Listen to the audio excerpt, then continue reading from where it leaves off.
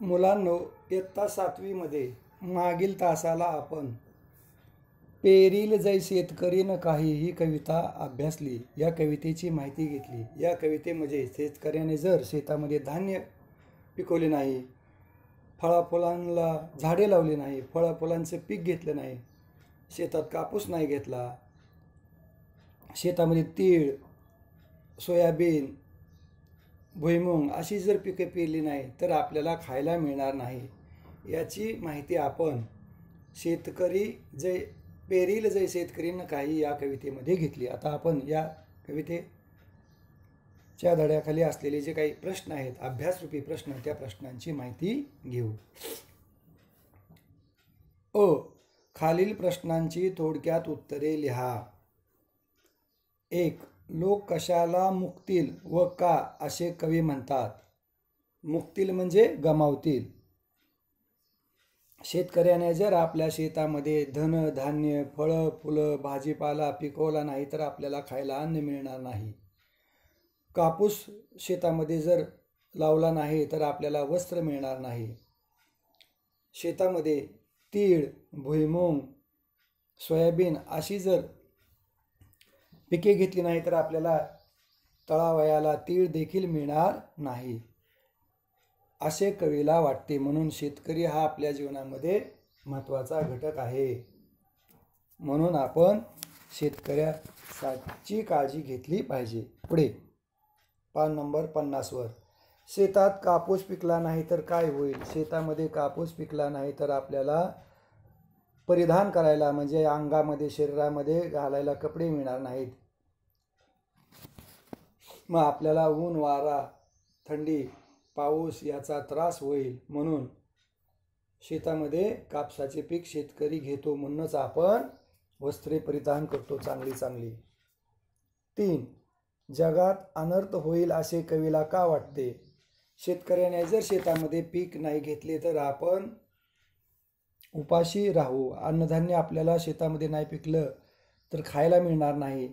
कारण शरीराला चालवण्यासाठी ऊर्जा लागते. जसं गाडीला मोठमोठ्या यंत्रांना चालवण्यासाठी रॉकेल, डिझेल, पेट्रोल लागते, तसं आपल्या शरीराला चालवण्यासाठी विविध प्रकारचे सत्वयुक्त आहार लागतो.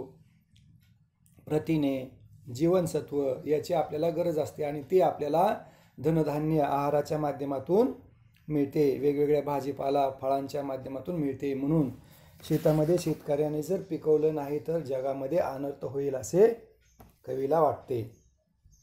पुढे खालील कवितेच्या ओळी पूर्ण करा.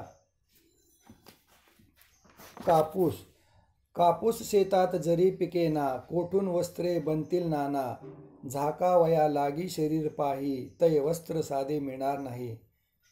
कवितेमध्ये कवीने सांगितले की कापूस शेतामध्ये जर नाही पिकला तर आपल्याला वस्त्र मिळणार नाही, विविध प्रकारची वस्त्र, आणि आपल्याला शरीराची लाज झाकण्यासाठी देखील वस्त्र मिळणार नाही. पुढे पेरी न तो तीळ तरी, तिळेल ताळावया लागी कसे मिळेल, जगात होईल अनर्थ सारा, जरी ऋषे शेतकरी बिचारा.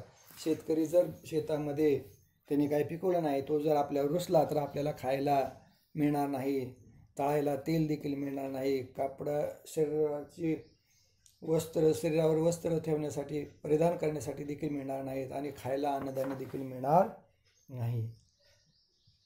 पुढचा प्रश्न या कवितेत कोणाचे व कोणते महत्त्व सांगितले ते तुमच्या शब्दात लिहा. या कवितेमध्ये शेतकऱ्याचे महत्त्व सांगितले आहे. शेतामध्ये शेतकऱ्याचे किती महत्त्व आहे. शेतामध्ये त्यांनी धनधान्य पिकवल्यामुळेच आपण खायला मिळतो, आपला आहार मिळतो, आपल्याला कपडे मिळतात.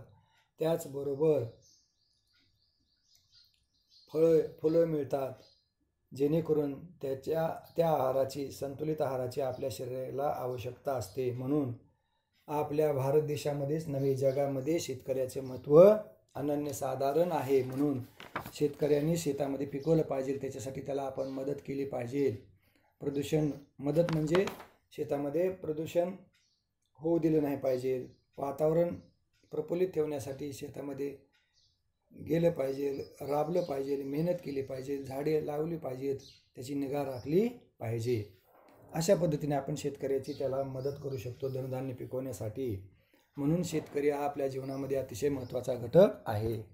पुढे खालील शब्दांचे समानार्थी शब्द लिहा. लोक, माणसे, वस्त्रे, कपडे, शरीर, अंग, काया, सारा म्हणजे सर्व, सगळे. खालील शब्दांचा वाक्यात उपयोग करा. धान्य, शेतामध्ये शेतकरी धनधान्य पिकवतो म्हणूनच आपल्याला खायला मिळते. शेतकरी शेतामध्ये धनधान्य पिकवतो म्हणूनच आपल्याला खायला मिळते. वस्त्र, शेतकरी शेतामध्ये कापूस पिकवतो म्हणूनच आपल्याला विविध प्रकारची वस्त्र शरीरावर परिधान करायला मिळतात. वस्त्र, शेतकरी शेतामध्ये कापूस पिकवतो म्हणूनच आपल्याला विविध प्रकारची वस्त्र परिधान करायला मिळतात. शेतकरी दररोज शेतामध्ये जातो, परिश्रम करतो, मेहनत करतो आणि धनधान्य पिकवतो. अशा तऱ्हेने आज आपण पेरील जय शेतकरी न काही कविता अभ्यासली आणि हो या धड्याखाली या कवितेच्या माध्यमातून आपण प्रश्नोत्तर देखील पाहिले. अतिशय सुंदर हस्ताक्षरामध्ये तुम्ही पुढील तासाला प्रश्नोत्तरे लिहून मला व्हॉट्सॲपवर सेंड करायचे आहेत, ग्रुपवर टाकायचे आहेत. बऱ्याच विद्यार्थ्यांनी अजून हिंदीचे सेकंड टर्ममध्ये हिंदीचे 2-2 युनिट झालेत, मराठीचे 2-2 चॅप्टर्स झाले, तरी अजून एक अक्षर देखील होमवर्कचं पाठवलेलं नाही. दिस इज नॉट फेअर. असं चालणार नाही. तुम्हाला होमवर्क रोजच्या रोज दररोज ग्रुपवर सेंड करावा लागेल. धन्यवाद. या ठिकाणी थांबूयात आपण.